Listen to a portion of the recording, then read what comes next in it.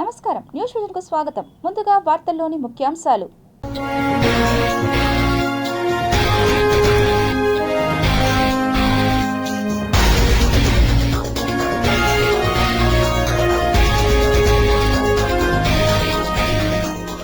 దిద్వా దాటికి లంక అతలాకుతలం, కన్నీరు పెట్టిస్తున్న దృశ్యాలు. రాజ్ భవన్ పేరు మార్చిన కేంద్రం ఇక నుంచి లోక్ భవన్ గా నామకరణం. క్వాంటమ్ వ్యాలీ అభివృద్ధికి 50 ఎకరాల భూమి కేటాయింపు. నవ్యాంధ్ర రాజధానిలో పరుగులు పెడుతున్న అభివృద్ధి. ఘనంగా చక్రతీర్థ ముక్కోటి వేడుకలు. కార్తీక మాసంలో ప్రత్యేకత. చినుకు పడితే చిత్తడే, బురదమయమైన ఇందిరా ప్రియదర్శిని కూరగాయల మార్కెట్.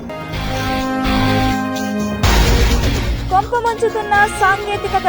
సెల్ ఫోన్లకు ఆకర్షితులవుతున్న చిన్నారులు. కేర్ నాట్ అంటున్న తల్లిదండ్రులు, అపాయం అంటున్న వైద్యులు.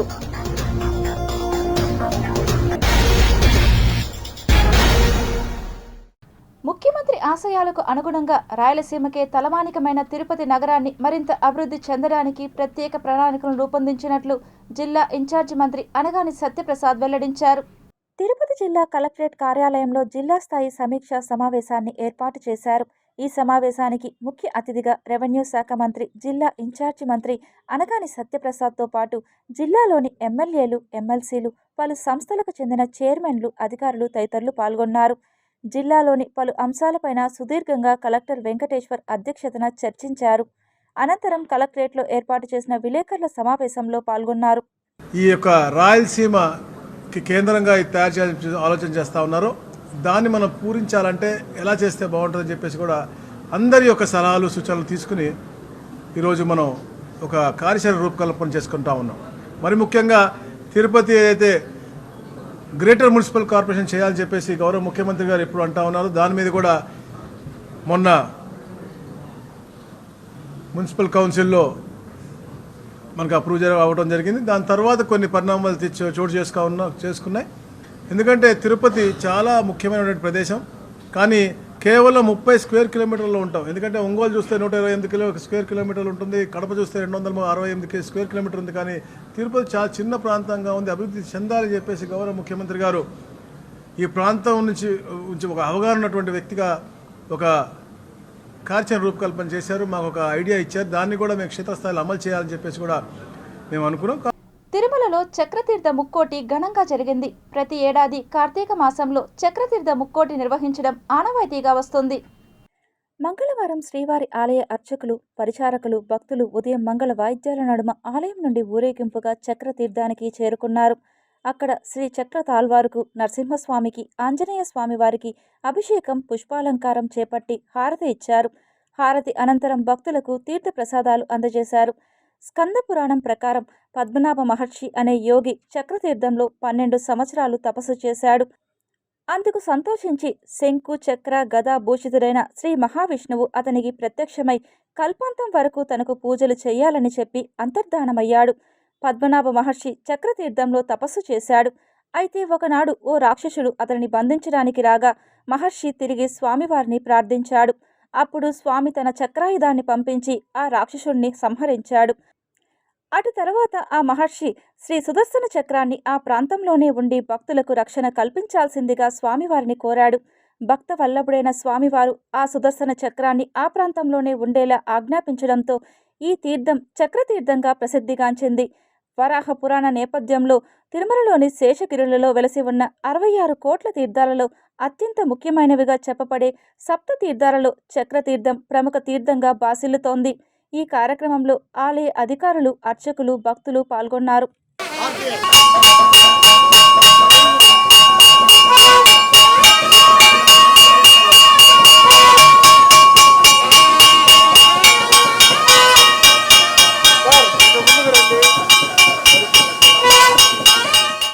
తిరుమలలో ప్రారంభమైన శ్రీవారి సేవ ట్రైన్ ద ట్రైనీస్ శిక్షణ కార్యక్రమం ప్రారంభించారు టీటీడీ అదనపు ఈవో సిహెచ్ వెంకయ్య చౌదరి. మంగళవారం తిరుమలలోని సేవా సదన్ 2లో గ్రూప్ సూపర్వైజర్ల మాస్టర్ ట్రైనర్లకు నిర్వహించిన తొలి బ్యాచ్ ట్రైన్ ద ట్రైనీస్ శిక్షణ కార్యక్రమానికి విచ్చేసిన టీటీడీ అదనపు ఈవో వెంకయ్య చౌదరి ఈ సందర్భంగా మాట్లాడుతూ రాష్ట్ర ముఖ్యమంత్రి నారా చంద్రబాబు నాయుడు ఆదేశాల మేరకు శ్రీవారి సేవకులను బలోపేతం చేయడంలో భాగంగా వారిలోని నైపుణ్యాలను అభివృద్ధి చేయడమే ట్రైన్ ద ట్రైనీస్ శిక్షణ కార్యక్రమం వెనుక ఉన్న ముఖ్య ఉద్దేశం. శ్రీవారి సేవకులు హిందూ ధర్మానికి బ్రాండ్ అంబాసిడర్లు అని చెప్పారు. దేశ విదేశాల నుండి తిరుమలకు విచ్చేస్తున్న భక్తులకు సేవ చేయడంలో శ్రీవారి సేవకుల పాత్ర అత్యంత కీలకమైనదని తెలిపారు. ఈ శిక్షణ కార్యక్రమం ద్వారా తమ తమ ప్రాంతాల్లోని శ్రీవారి సేవకులకు గ్రూప్ సూపర్వైజర్లు శిక్షణ ఇచ్చేందుకు ఆంధ్రప్రదేశ్ ప్లానింగ్ డిపార్ట్మెంట్ అహ్మదాబాద్ నిపుణుల శిక్షణ మార్గంలో రూపొందించినట్లు చెప్పారు. ఈ శిక్షణలో వ్యక్తిత్వ వికాసం, నైపుణ్యాల పెంపు, కమ్యూనికేషన్, భక్తులతో నడవడిక, నాయకత్వ లక్షణాలు, టీటీడీ చరిత్ర, పురాణాల పరిజ్ఞానం, శ్రీవారి సేవ ప్రాముఖ్యత తదితర అంశాలు ఉంటాయన్నారు. దీనికోసం ఆయా అంశాల్లో నిష్ణాతుల ద్వారా శిక్షణ ఇచ్చేందుకు ఏర్పాటు చేశామని చెప్పారు. ఈ శిక్షణ పొందిన గ్రూప్ సూపర్వైజర్లు తమ ప్రాంతాల్లో శ్రీవారి సేవకు నమోదు చేసుకున్న శ్రీవారి సేవకులకు సేవకు రాకమునిపే శిక్షణ అందించి వారిని భక్తులకు ఉన్నతమైన సేవలు అందించే విధంగా తీర్చిదిద్దడమే ఈ కార్యక్రమం యొక్క ముఖ్య ఉద్దేశం అని తెలిపారు. ఈ కార్యక్రమంలో పండితులు doctor Medasani Mohan, doctor Damodar Naidu, doctor Srinivas, TTD chief PRO doctor T Ravi, PRO FAC కుమారి నీలిమ, సేవా సంఘం సిబ్బంది తదితరులు పాల్గొన్నారు.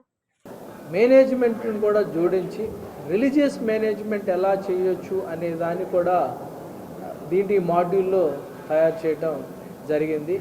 దీనివల్ల రాబోయే కాలంలో శ్రీవారి సేవకుల్లో మరింత ట్రైన్డ్ పీపుల్ వస్తారు. ట్రైన్డ్ పీపుల్ రావటం వల్ల అడ్మినిస్ట్రేషన్కి కూడా చాలా వరకు అడ్వాంటేజ్ ఉంటుందో పాటు ఒక సపోర్టింగ్ రోల్ ఉంటుంది. దానితో పాటు వాళ్ళకు కూడా క్రైసిస్ మేనేజ్మెంట్లో ఎలా భాగస్వామ్యం కావాలి, ఎలా ఇన్ఫర్మేషన్ ఆఫీసర్స్కి పాస్ ఆన్ చేయాలి, అలానే భక్తులకు వచ్చే సమస్యలను ఎక్కడికక్కడ ఎలా అడ్రస్ చేయాలి, అలానే రిలీజియస్గా భక్తుల్ని ఎలా ఇంటిగ్రేట్ చేయాలి అనే దాన్ని కూడా దాదాపు 7 రకాలైన మాడ్యూల్స్ తయారు చేయడం జరిగింది. తిరుపతి అభయారణ్యంలోని మాల్వాడి గుండం వద్దకు రీల్స్ చేసేందుకు వెళ్లిన 5 యువకులను అలిపిరి పోలీసులు అదుపులోకి తీసుకుని విచారిస్తున్నారు. నేటి యువత రీల్స్ మాయలో పడి తమ ప్రాణాలను సైతం లెక్క చేయకుండా ప్రమాదకర విన్యాసాలు చేయడం, వాటిని సామాజిక మాధ్యమాలలో పంచుకోవడం రోజు చూస్తూనే ఉన్నాం. వీటిలో కొన్ని ఘటనల్లో తమ ప్రాణాలను సైతం పోగొట్టుకున్న సంఘటనలు కోకొల్లలుగా జరుగుతున్నా నేటి యువతలో ఎటువంటి మార్పు రావడం లేదు అనుకునేందుకు నేటి సంఘటన ఉదాహరణ. ఒడిశా రాష్ట్రం నుండి పొట్టకూటి కోసం తిరుపతి నగరానికి విచ్చేసిన 5 యువకులు రీల్స్ చేయడంలో అత్యుత్సాహం ప్రదర్శించి మాల్వాడి గుండం వద్దకు చేరుకోగా వారిని టీటీడీ విజిలెన్స్ విభాగం గుర్తించి అదుపులోనికి తీసుకుని అలిపిరి పోలీస్ సిబ్బందికి అప్పగించారు. వివరాల్లోకి వెళితే ఒడిశా రాష్ట్రం నుంచి వచ్చిన 5 యువకులు కూలి పనులు చేస్తూ జీవకణలో నివాసముంటున్నారు. విస్తారంగా కురుస్తున్న వర్షాల కారణంగా పని లేకపోవడంతో ఈ 5 యువకులు రీల్స్ చేయాలని జీవకోన నుండి అటవీ మార్గం గుండా ప్రయాణం చేసి తిరుమల అభయారణ్యంలోని మాల్వాడి గుండం వద్దకు చేరుకున్నారు. టీటీడీ అలిపిరి విజిలెన్స్ విభాగం వారు గుర్తించి ప్రమాదకర ప్రాంతంలో తచ్చాడుతున్న వీరిని అదుపులోనికి తీసుకుని అలిపిరి పోలీస్ స్టేషన్లో అప్పగించారు. ప్రమాదకరమైన కొండపై నుంచి రీల్స్ చేస్తున్న యువకులను అలిపిరి పోలీసులు మందలించి వివరాలు సేకరించి వీరికి కౌన్సిలింగ్ ఇచ్చారు. ఈ సంఘటనను దృష్టిలో ఉంచుకొని ఇటువంటి ప్రమాదకర చర్యలకు పాల్పడితే కఠినంగా హెచ్చరించడంతో పాటు తగిన శిక్షలను విధించడం జరుగుతుందని ఈ సందర్భంగా వారు తెలియజేశారు. దగ్గర మనకు మాల్వాడిగుండం పైన 5 మంది వ్యక్తులు ఒడిశా రాష్ట్రానికి సంబంధించిన కూలీ పని చేస్తారు. వీళ్ళు మన జీవకొండలో రెంటుకుంటూ కూలీ పని చేస్తుంటారు. వాళ్ళ పేరు వచ్చి ముఖేష్ పీటల్, ములు షికార్, బిశ్వంత్, ప్రసాద్ నౌరి, లింగం ప్రదీపులుగా వీళ్ళు మన టీటీడీ విజిలెన్స్ వాళ్ళు గుర్తించి వాళ్ళని పట్టుకొని ఇట్లా రీల్స్ చేస్తున్నారని చెప్పేసి మన పోలీస్ స్టేషన్కి తీసుకొచ్చి హ్యాండ్ ఓవర్ చేసినారు. దాంట్లో భాగంగా ఇట్లా రీల్స్ చేయడము, అదేవిధంగా అది ప్రమాదకర పరిస్థితుల్లో వాళ్ళు ఆ కొండపైకి ఎక్కి ఉన్నందున దానిపైన వాళ్ళకి కౌన్సిలింగ్ ఇచ్చి ఈ విధంగా చేయకూడదని చెప్పి ఫర్దర్గా ఫ్యూచర్లో ఎవరు కూడా ఇట్లా చేయకూడదనే ఉద్దేశంతో వాళ్ళని హెచ్చరించి వాళ్ళ మీద తగిన కేసు నమోదు చేసి వాళ్ళని వార్న్ చేసి తదుపరి ఇంకా ఈ విధంగా ఎవరు చేయకూడదన్న ఉద్దేశంతో ఎవరు కానీ ఇట్లా చేసినా వాళ్ళపైన చట్టపరమైన చర్యలు తీసుకొని దానిపైన తగిన చర్య తీసుకుంటామని చెప్పేసి తెలుపుకుంటాం. ఆంధ్రప్రదేశ్ రాష్ట్రాన్ని 3 జోన్లుగా విభజించడం శుభ పరిణామమని రెవెన్యూ శాఖ మంత్రి సత్యప్రసాద్ పేర్కొన్నారు. తిరుమల శ్రీవారిని దర్శించుకున్న అనంతరం మంత్రి మీడియాతో మాట్లాడారు.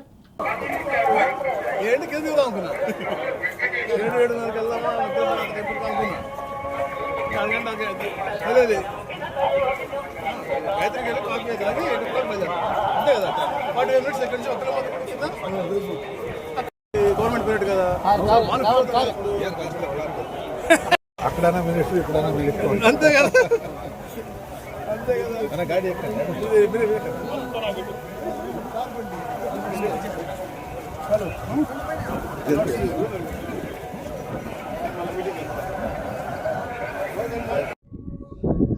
అందరికీ నమస్కారం.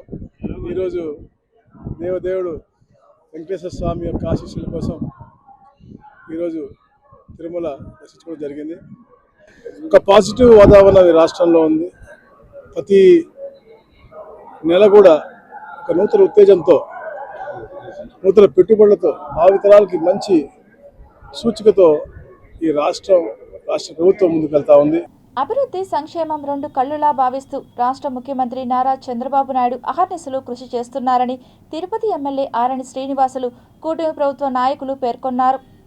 తిరుపతి నగరపాలక సంస్థ పరిధిలోని 10వ డివిజన్లో నూతనంగా రేషన్ షాపును ముఖ్య అతిథిగా ఎమ్మెల్యే ఆరణి శ్రీనివాసులు, బీజేపీ జిల్లా అధ్యక్షులు సామంచి శ్రీనివాసులు, రాష్ట్ర యాదవ కార్పొరేషన్ చైర్మన్ నరసింహ యాదవ్, పులికూరు మురళి తదితరులు విచ్చేసి షాపును ప్రారంభించి అర్హులైన లబ్ధిదారులకు రేషన్ బియ్యాన్ని పంపిణీ చేశారు.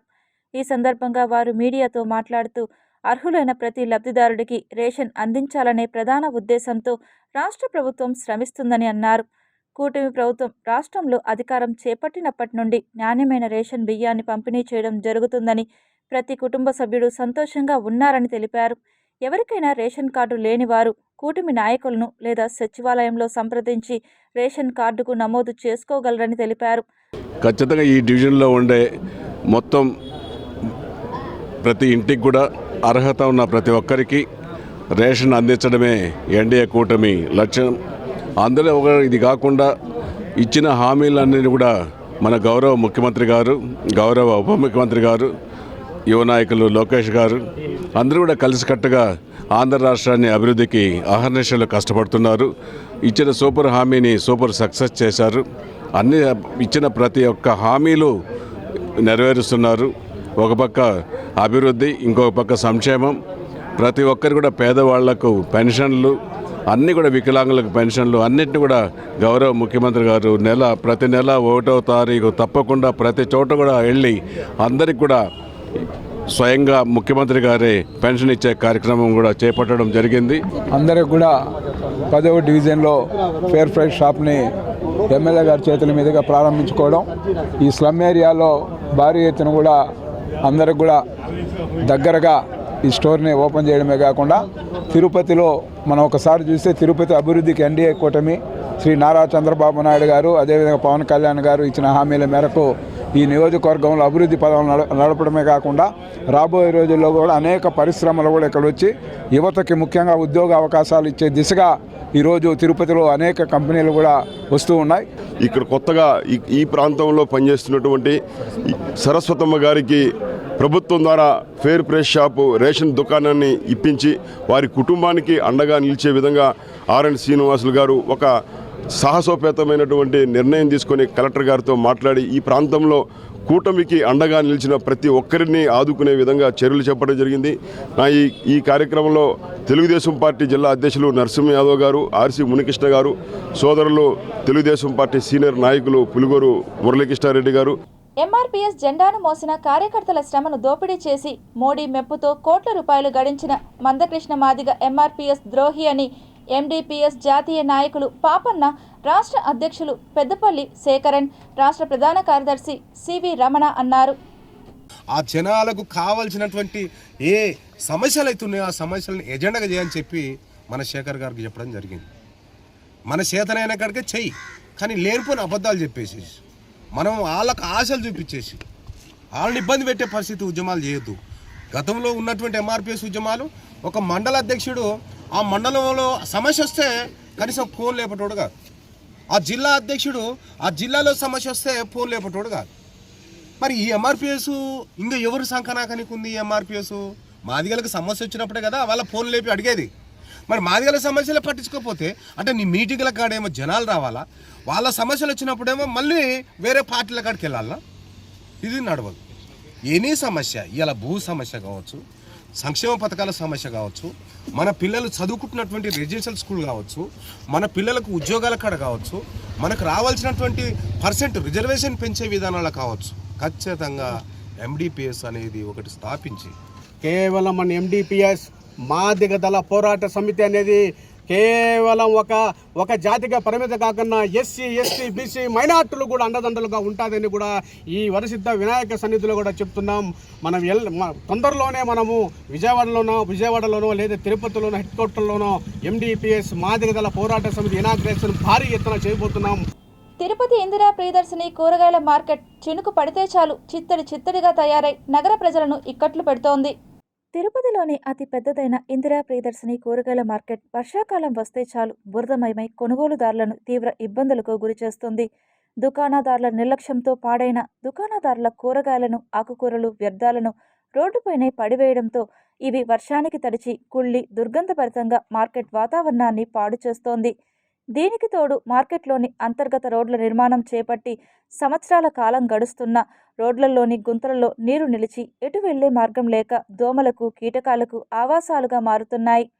మార్కెట్ నిర్వాహకులు ముక్కుపిండి రుసుము వసూలు చేయడంలో చూపించే శ్రద్ధలో 10వ వంతు మార్కెట్ అభివృద్ధిపై చూపిస్తే బాగుంటుందని నగర ప్రజలు అభిప్రాయపడుతున్నారు.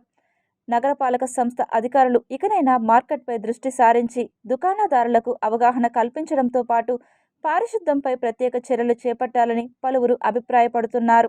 అయితే వర్షం వచ్చేటప్పుడు నీళ్లు ఎక్కడికక్కడ ఆగిపోయి ఉంటాయి, ఎక్కడికక్కడ మొత్తం నీళ్ళు కూడా బ్లాక్ అయిపోయిన పరిస్థితుల్లో బురదగా ఉంటుంది. దాంతో బురదతో నీళ్ళతో పాటు ఈ కూరగాయలు లేకపోతే ఈ ఆకుకూరలు అన్నీ కూడా మొత్తం కూడా అక్కడ ఉండడంతో విపరీతంగా అవన్నీ కూడా కుళ్ళిపోయి అక్కడ అడుగు పెట్టడానికి కూడా లేకుండా తీవ్రమైన ఇబ్బందులు ఎదుర్కొనే పరిస్థితి కనబడుతుంది.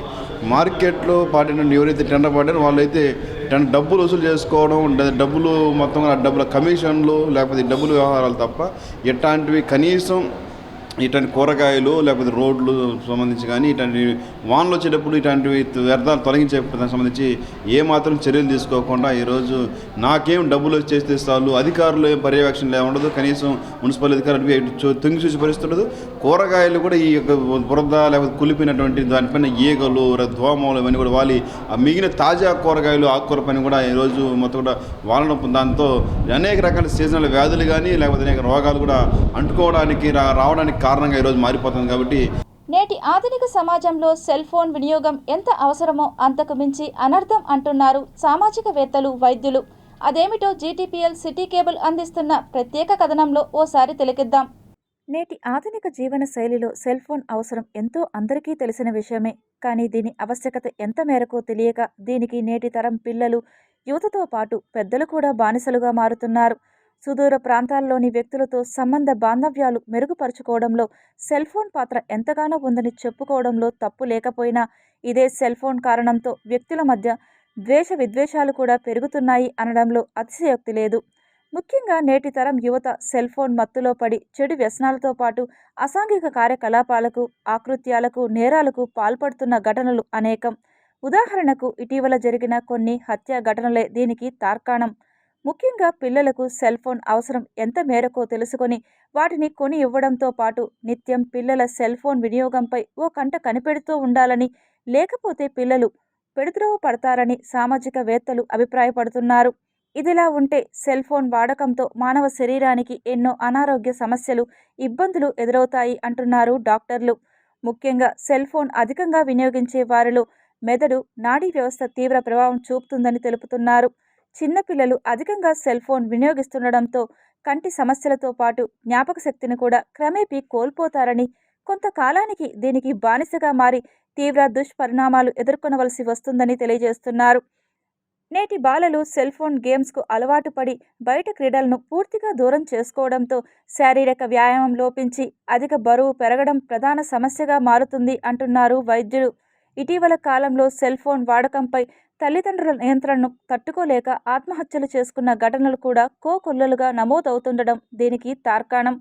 ఇకనైనా మితిమీరి సెల్ ఫోన్ వినియోగంను మాని ఆధునిక అవసరాల మేర దీనిని ఉపయోగించుకొని ఆరోగ్యకర ఆహ్లాదకర జీవితాన్ని గడపాలని ఆశిద్దాం. అదే ఒక సంవత్సరంన్నర పిల్లాడైతే ఆ ఫోన్లో వివిధ రకాలైనటువంటి యాప్స్ డౌన్లోడ్ చేయడం, గేమ్స్ ఆడుకోవడం ఇవన్నీ జరుగుతున్నాయి. దీంట్లో ప్రతి ఒక్క విషయంలోనూ మనకు పాజిటివ్ నెగిటివ్ ఉన్నట్లే సెల్ ఫోన్ వాడకం వల్ల ప్రపంచం మన గుప్పెట్లోకి వస్తుంది. ఎక్కడెక్కడ జరిగేటటువంటి విశేషాలు కానీ ఎటువంటి విద్యలను ఏమైనా నేర్చుకోవాలని అనుకున్నా కూడా మనం వేరే ఎక్కడికో వెళ్ళాల్సిన అవసరం లేకుండా జస్ట్ ఒక యూట్యూబ్ కానీ దానికి సంబంధించినటువంటి యాప్ డౌన్లోడ్ చేసుకుని దాంట్లో చూసుకున్నామనంటే మనకు నేర్చుకోవడానికి ఇంట్లోనే ఉండి సులభతరంగా నేర్చుకోవడానికి చాలా ఇదొక మహత్తరమైనటువంటి అవకాశం. ఎస్పెషల్లీ మనం దీని యొక్క యూసెస్ కోవిడ్ ఉన్న టైంలో మనం చాలా చూస్తున్నాం. లైక్ ఆన్లైన్ క్లాసెస్ అని చెప్పి ఎక్కడ ఎటువంటి మనం నేర్చుకోవాలని అనుకున్నా కూడా ఆన్లైన్ క్లాసెస్ ద్వారా, లేదా ఈవెన్ బిజినెసెస్ కూడా చాలా వరకు ఆన్లైన్ బిజినెసెస్ అయిపోవడం కానీ ప్రతి ఒక్కటి ఇట్లా అవ్వడం అన్నది అసలు ఒక 5 years or 10 years బ్యాక్ అసలు ఎవరు ఊహించుండరు.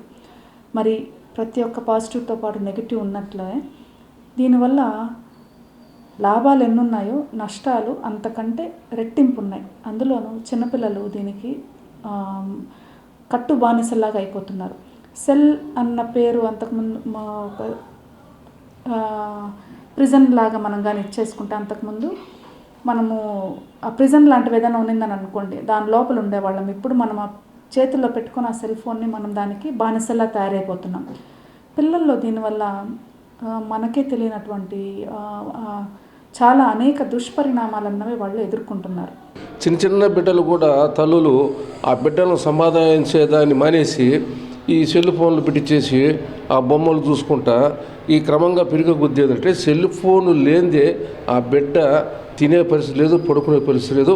ఆఖరికి ఏంటంటే సెల్ ఫోన్ లేకపోతే విలవిల గతంలో మనం చూసేవాళ్ళం. ఈ మత్తు సూదులు అలవాటు పడిన వాళ్ళు ఆ సూది కానీ పడకపోతే గిలగిలగిలగిల కొట్టుకొని పడిపోతారు, మళ్ళీ సూది వేసుకుంటేనే. అట్లా చిన్న బిడ్డల నుంచి కూడా సెల్ ఫోన్ చూడండి జీవనాన్ని సాగించే పరిస్థితి దౌర్భాగ్య పరిస్థితి జరిగింది. ముఖ్యంగా ఈరోజు యువత ఇట్లా గంజాయి బ్యాచ్కి తయారు కావడం కానీ, అదే డెకాయిట్గా తయారు కావడం కానీ, ఈ చైన్ స్టార్స్లో తయారు కావడం కానీ ఎన్నిటి కూడా ప్రధాన మూలంగా ఈరోజు ఈ సెల్ ఫోన్లు దుర్వినియోగం అవుతుంది. భారతదేశంలోనే ఆంధ్రప్రదేశ్ పెన్షన్ అందించే విధానంలో ఇతర రాష్ట్రాలకు ఆదర్శప్రాయంగా నిలిచిందని మంత్రి అనగాని సత్యప్రసాద్ తెలిపారు. 48, 49 డివిజన్లకు ముఖ్య అతిథిగా విచ్చేసిన మంత్రి అనగాని సత్యప్రసాద్కు కార్పొరేటర్ అన్నా అనిత యాదవ్ వారి కుటుంబ సభ్యులు శాలువతో ఘనంగా సత్కరించి పుష్పగుచ్చాన్ని అందజేసి స్వాగతం పలికారు. జీవకోణ అభివృద్ధికి మరింత కృషి చేయడం జరుగుతుందని మంత్రి అనగాని సత్యప్రసాద్ అన్నా అనిత యాదవ్కు తెలిపారు. రాష్ట్రంలో అందజేస్తున్న ఎన్టీఆర్ పెన్షన్ల భరోసా పంపిణీ కార్యక్రమాన్ని చేపట్టారు. ఈ సందర్భంగా ఆయన మీడియాతో మాట్లాడుతూ ఆంధ్రప్రదేశ్ రాష్ట్రంలో పెన్షన్లు అందించే విధానం భారతదేశంలో ఎక్కడా లేదని తెలిపారు. రాష్ట్ర ముఖ్యమంత్రి నారా చంద్రబాబు నాయుడు, ఉప ముఖ్యమంత్రి పవన్ కళ్యాణ్, మంత్రి నారా లోకేష్ ప్రత్యేక శ్రద్ధ వహించారని తెలిపారు. పెన్షన్లను 1వ తారీఖు అందిస్తూ ప్రజల మన్ననలు అందుకోవడం జరుగుతుందని అన్నారు. అభివృద్ధి సంక్షేమం రెండు కళ్ళగా భావించే కూటమి ప్రభుత్వం తప్పకుండా పేదవాడికి ఎక్కడ ఇబ్బంది జరగకూడదనే లక్ష్యంతో ఈ యొక్క పెన్షన్ కార్యక్రమం అంటే గత 17 నెలల్లో దాదాపుగా 51,000 కోట్ల రూపాయలు ఈ రాష్ట్రంలో మనం పెన్షన్ ద్వారా పంపిణీ చేసామంటే మనం ఆలోచించాలి. కేవలం మనం చూస్తామంటే తిరుపతి జిల్లాకి 2,10,000 మందికి 113 కోట్ల రూపాయలు ప్రతి నెల మనం ఇస్తూ ఉన్నామంటే ప్రభుత్వానికి పేదల పట్ల ఉన్నటువంటి ఒక ప్రేమ, అభిమానం, అలాగే రాబోయే రోజుల్లో కూడా ఏదైతే ఒక కాంక్షిస్తూ ఉన్నారో ఒక స్వర్ణాంధ్రప్రదేశ్ అని చెప్పేసి, అలాగే వికసిత్ భారత్ అని చెప్పేసి ప్రధానమంత్రి ఎలా చెప్తా ఉన్నారో ఇది కూడా మన ఆంధ్ర రాష్ట్రం కూడా 2047 దాకా కల్లా ఒక అద్భుతమైన లక్ష్యానికి వెళ్ళాలని చెప్పే లక్ష్యంతో ఒక మార్గదర్శకం చూసుకుని ముందుకు వెళ్తా ఉన్నాం. మొన్న మనం సిఏఏ చూసాం విశాఖపట్నంలో. చరిత్రలో ఎప్పుడూ లేని విధంగా 12 లక్షల కోట్ల పెట్టుబడులు, అలాగే 16 లక్షల మందికి ఉద్యోగ అవకాశాలు. అట్లా ఒక మార్గదర్శకం చేసుకుని రాష్ట్రాన్ని అన్ని కోణాల్లో 3 జోన్లుగా విభజించి మనకి విశాఖపట్నం జోన్, రాయలసీమ జోన్, అలాగే సెంట్రల్ జోన్గా పెట్టుకుని, అది ముఖ్యంగా రాయలసీమ జోన్లో తిరుపతి సెంట్రిక్గా, అంటే ఈ తిరుపతిని మనకి స్పిరిచువల్ టూరిజంతో పాటు మనకి ఇండస్ట్రియల్స్ కూడా దగ్గరగా, అంటే నాయుడుపేట, సూలూరుపేట వచ్చి ఇంకా ఈ రాయలసీమ ప్రాంతాల్లో వచ్చే వివిధ రకాలమైనటువంటి మనకి ఎలక్ట్రానిక్ పరికరాలు అవ్వచ్చు, లేకపోతే ఏరోస్పేస్ అవ్వచ్చు, అంటే ఏదైతే అనుకూలంగా ఉందో అవన్నీ కూడా చేసుకుని తిరుపతి సెంట్రిక్గా ఈ జోన్ని డెవలప్ చేయాలని చెప్పేసి గౌరవ ముఖ్యమంత్రి గారు కాంక్షించారు. రైల్వే ప్రయాణికుల భద్రతలో కీలక పాత్ర పోషించే లోకో పైలట్లు తమ డిమాండ్ల కోసం నిరసన తెలిపారు. Renigunta railway station crew lobby ఎదుట all India loco running staff association ఆధ్వర్యంలో మంగళవారం నిరాహార దీక్ష చేపట్టారు. ఈ సందర్భంగా వారు మాట్లాడుతూ అధిక పనిభారం, విశ్రాంతి లేని డ్యూటీలతో సతమతం అవుతున్నామన్నారు. All India loco running staff association central committee ఆదేశానుసారము ఈరోజు 2వ తేదీ, 3వ తేదీ, 4వ తేదీ టోటల్ 48 గంటల నిరాహార దీక్ష చేయాలని కోరుకున్నాము. Loco pilot, assistant loco pilot యొక్క ప్రాబ్లమ్స్ను ఎన్లైట్ చేయట కొరకు మేము 48 గంటల నిరాహార దీక్ష చేయుచున్నాము. ముఖ్యంగా రన్నింగ్ స్టాఫ్ను సౌతి తల్లి ప్రేమ చూపిస్తూ ఉంది అడ్మినిస్ట్రేషన్. మాకు హెడ్ క్వార్టర్ పిఆర్ అనేది 30 అవర్స్ ఇస్తారు, మిగతా వాళ్ళకు 48 అవర్స్ ఉంటుంది 2 డేస్. మాకు 30 అవర్స్ ఉన్నాయి, దాన్ని 46 అవర్స్ చేయాలని కోరుకుంటున్నాము. మరియు మినిమం మైలేజ్ అనేది 120 కిలోమీటర్స్కు పెంచాలి. ప్లస్ డిఏ 50% పెంచినప్పుడు మాకు 25% అలవెన్స్లో అనేది ఇంక్రీజ్మెంట్ లేదు, మిగతా వాళ్ళందరికీ ఉన్నాయి, మాకు మాత్రం లేదు. సో దాన్ని కూడా పెంచాలని కోరుకుంటున్నాము. తిరుపతిలోని శ్రీ మలయాళ సద్గురు సేవా సమాజం 55వ వార్షికోత్సవ వేడుకలు అత్యంత వైభవంగా జరుగుతున్నాయి. అందులో భాగంగా 3 రోజుల పాటు గీతా జయంతి ఉత్సవాలు ఘనంగా నిర్వహించారు. ఈ ఉత్సవాలలో ప్రముఖ ఆశ్రమాల నుంచి స్వామీజీలు తరలివచ్చి మలయాళ స్వామికి ప్రత్యేక పూజలు చేపట్టారు. మహిళలు 3 రోజుల పాటు గీతా పారాయణం, లలిత సహస్ర పారాయణం, విష్ణు సహస్ర పారాయణం ఆలపించారు. పలువురు స్వామీజీలు మాట్లాడుతూ ప్రతి మనిషి వారి జీవితాన్ని అత్యుత్తమ మార్గంలో నడపడానికి భగవద్గీత దిక్సూచిలా పనిచేస్తుందని పేర్కొన్నారు. భగవద్గీతను చదవడం వలన సర్వ వేదాలు, ఇతిహాసాలు చదివిన పుణ్యఫలం లభిస్తుందని వివరించారు. ఈ కార్యక్రమంలో శ్రీ శ్రీ శ్రీ విద్యానందగిరి స్వామి, సంపూర్ణానంద స్వామి, సర్వ ఆత్మానంద స్వామి, అవధాని ఆముదాల మురళి, హేమంత్ కుమార్ స్వామి, పుత్తూరు స్వామి, రాయలసీమ రంగస్థలి చైర్మన్ గుండాల గోపీనాథ్ రెడ్డి తదితరులు పాల్గొన్నారు. ఈ చివరి రోజు కూడా అనేక మంది వచ్చి ఇక్కడ హోమాలు, అలాగే గీతా పారాయణాలంతా చేస్తూ ఇక్కడ మలయాళ సద్గురు స్వాములు వారి ఆశీర్వాదంతో అందరూ ఇక్కడ గీతా పారాయణం చేస్తున్నారు. ప్రతి ఒక్కరూ వచ్చి భగవద్గీతని చదవండి, దానిలోని అర్థం తెలుసుకుంటే మనం అందరూ మంచి మార్గాన్ని ఎంచుకుంటాము. అందువల్ల ప్రతి ఒక్కరూ వచ్చి ఈ మలయాళ సద్గురు సేవా సమితిలో ఈ రోజుతో సరిసమాప్తి అవుతుంది. మళ్ళీ రోజు యథావిధిగా ఏదో ఒక కార్యక్రమం ఈ మలయాళ సద్గురు సేవా సమాజంలో జరుగుతుంటుంది. ప్రతి ఒక్కరూ వచ్చి సన్మార్గాన్ని ఎంచుకుని మంచి లక్షణాలను ఉండి ప్రతి ఒక్కరూ సంపూర్ణ ఆరోగ్యంగా జీవించాలని కోరుకుంటున్నాను. డిసెంబర్ 31 నుండి జనవరి 4 వరకు విశాఖపట్నంలో జరగనున్న సిఐటియు అఖిల భారత మహాసభలను విజయవంతం చేయాలని తిరుపతి యశోదానగర్లోని సిఐటియు కార్యాలయంలో పోస్టర్ ఆవిష్కరణ సందర్భంగా సిఐటియు నాయకులు పిలుపునిచ్చారు. సిఐటియు అఖిల భారత మహాసభలు డిసెంబర్ 31వ తేదీ నుండి జనవరి 4వ తేదీ వరకు విశాఖపట్నంలో జరుగుతున్నవి. జనవరి 4వ తేదీన విశాఖపట్నంలో దాదాపు 5 లక్షల మంది కార్మిక వర్గంతో బహిరంగ సభను కూడా నిర్వహిస్తున్నాం. విశాఖలో జరుగుతున్నటువంటి అఖిల భారత మహాసభలను జయప్రదం చేయాలని ఈవేళ పోస్టర్ ఆవిష్కరణ కార్యక్రమం చేపట్టడం జరిగింది. దేశంలో ఉద్యోగ కార్మిక సమస్యల మీద ప్రభుత్వ విధానాలకు వ్యతిరేకంగా నికరంగా పోరాడుతున్నటువంటి ఏకైక సిఐటి యూనియన్ ప్రభుత్వ విధానాలు ఎప్పటికప్పుడు ఎండగడుతూ ప్రభుత్వ రంగ సంస్థలను కాపాడుకోవడం కోసం నిత్యం పోరాటాలు చేపడుతున్నటువంటి సిఐటిను జాతీయ మహాసభలు మన రాష్ట్రంలో విశాఖపట్నంలో జరగడం చాలా గర్వకారణంగా ఉంది.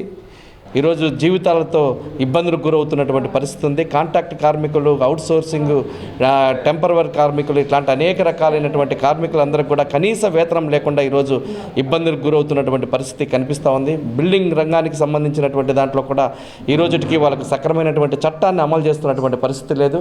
అసంఘటిత కార్మికులైనటువంటి ఆటో రంగానికి సంబంధించినటువంటి వాళ్ళకు బోర్డును ఏర్పాటు చేయాలని చెప్పనని ఈరోజు డిమాండ్తో, ఇట్లాంటి అనేక రకాలైనటువంటి డిమాండ్లతో ఈ మహాసభ జరుగుతూ ఉంది. కాబట్టి ఈ మహాసభ జయప్రదం చేయాల్సినటువంటి అవసరం ఉంది. 50 మంది కార్మికులు 4వ తేదీన చలో విశాఖపట్నానికి పిలుపునివ్వడం జరిగింది. దాంట్లో పాల్గొని విజయవంతం చేయాలని చెప్పని విజ్ఞప్తి చేస్తా ఉన్నాం. ఇప్పుడు కొన్ని సంక్షిప్త వార్తలు చూద్దాం. తిరుపతి జిల్లా ఇన్ఛార్జ్ మరియు రాష్ట్ర రెవెన్యూ శాఖ మంత్రి అనగాని సత్యప్రసాద్ అన్నా కుటుంబీకులను పరామర్శించారు. ఇటీవల తిరుపతి నుండి గుంటూరుకు వెళ్ళు మార్గంలో రోడ్డు ప్రమాదంలో ప్రమాదవశాత్తు గాయపడిన తిరుపతి నగరపాలక సంస్థ 49వ డివిజన్ కార్పొరేటర్ అన్నా సంధ్యా యాదవ్ను ఆంధ్రప్రదేశ్ రాష్ట్ర మంత్రి అనగాని సత్యప్రసాద్ పరామర్శించి త్వరగా కోలుకోవాలని ఆకాంక్షించారు. అన్నా బ్రదర్స్ కుటుంబీకులు జీవకోన ప్రాంతాభివృద్ధికి ఎంతో శ్రమించి అభివృద్ధి చేశారని కొనియాడారు. వారి కుటుంబంలో ఇటువంటి పరిస్థితి రావడం నా మనసును కలిచివేసిందని, కలియుగ ప్రత్యక్ష దైవం శ్రీ వెంకటేశ్వర స్వామివారి ఆశీర్వచనాలు వీరి పట్ల ఉండాలని అన్నారు. అమెరికాలోని స్వయం ప్రతిపత్తి కలిగిన విశ్వవిద్యాలయం చేత డాక్టరేట్ అవార్డు అందుకోవడం సంతోషంగా ఉందని రమాదేవి తెలిపారు. తిరుపతి యశోదానగర్లోని లిటిల్ ఏంజల్స్ ఇంగ్లీష్ మీడియం ఉన్నత పాఠశాల కరస్పాండెంట్ రమాదేవి గౌరవ సభ్యురాలుగా ఉంటూ regional science centre, scout and guides, Tirupati municipality మరియు ఎన్సీసీ సామాజిక సేవా కార్యక్రమాలలో చురుకైన పాత్ర పోషించారు. లిటిల్ ఏంజల్స్ ఇంగ్లీష్ మీడియం ఉన్నత పాఠశాల కరస్పాండెంట్ రమాదేవికి global environment of America university వారు డాక్టరేట్ను ప్రదానం చేశారు. Tirupati bullion gold jewellery and silver merchants association సమాచారం మేరకు తిరుపతి లోకల్ బులియన్ మార్కెట్లో బంగారం, వెండి ధరలు ఇలా ఉంటాయి. 24 క్యారెట్ల బంగారం 10 గ్రాముల ధర 1,31,720 రూపాయలు. 22 క్యారెట్ల బంగారం 1 గ్రాము ధర 11,875 రూపాయలు. వెండి 1 కేజీ ధర 1,79,000 రూపాయలు. రీటైల్ వెండి 1 గ్రాము ధర 184 రూపాయలుగా ఉంటుంది. వార్తలు ముగించే ముందు ముఖ్యాంశాలు మరోసారి చూద్దాం.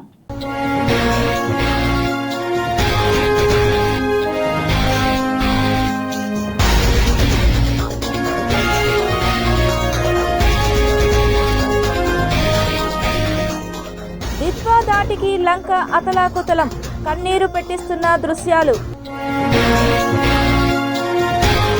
రాజ్ భవన్ పేరు మార్చిన కేంద్రం ఇక నుంచి లోక్ భవన్ గా నామకరణం. క్వాంటమ్ వ్యాలీ అభివృద్ధికి 50 ఎకరాల భూమి కేటాయింపు. నవ్యాంధ్ర రాజధానిలో పరుగులు పెడుతున్న అభివృద్ధి. ఘనంగా చక్రతీర్థ ముక్కోటి వేడుకలు. కార్తీక మాసంలో ప్రత్యేకత. చినుకు పడితే చిత్తడే, బురదమయమైన ఇందిరా ప్రియదర్శిని కూరగాయల మార్కెట్. కొంప ముంచుతున్న సాంకేతికత. సెల్ ఫోన్లకు ఆకర్షితులవుతున్న చిన్నారులు. కేర్ నాట్ అంటున్న తల్లిదండ్రులు, అపాయం అంటున్న వైద్యులు.